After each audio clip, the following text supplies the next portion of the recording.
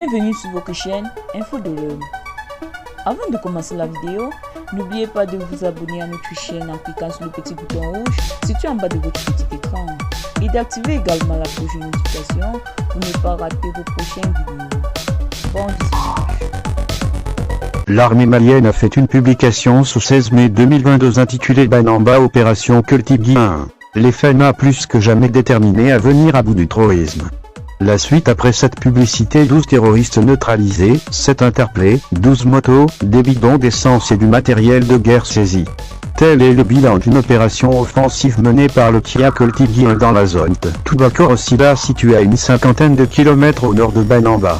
C'était du 10 au 14 mai 2022, sous le leadership du commandant en chef du DITIA, le colonel Boubacar Yassari Sanogo et conduite par le colonel Sédou Bassirou Niangado.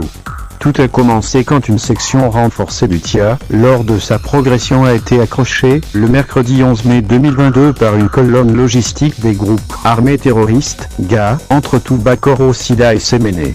Face à la puissance de feu et la détermination des FENA, les GA ont pris la poudre d'escampette avec une perte de 7 morts et 6 éléments arrêtés.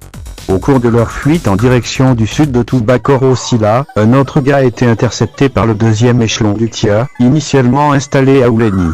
Cette seconde opération a permis la neutralisation de 5 terroristes, d'autres se sont faufilés dans la forêt. Des motos et du matériel de combat ont été récupérés.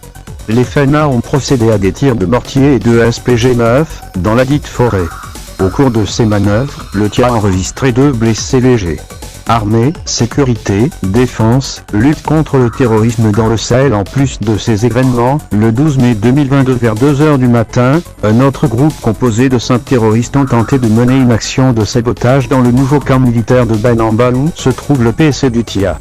L'élément précurseur a été arrêté et les 4 autres restés très loin du camp n'ont pas été retrouvés.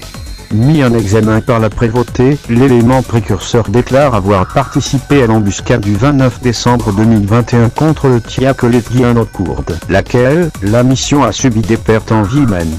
Le chef de mission, le colonel Niangado, a vivement salué la prouesse de ces hommes dont le courage et la détermination restent un atout majeur dans ce combat. Il a aussi rappelé que la défense de la patrie est comme la foi en Dieu. Pour lui, si croire en Dieu est un devoir pour toute créature, la défense de la patrie est aussi un devoir pour tout militaire. Il a aussi ajouté que les éléments arrêtés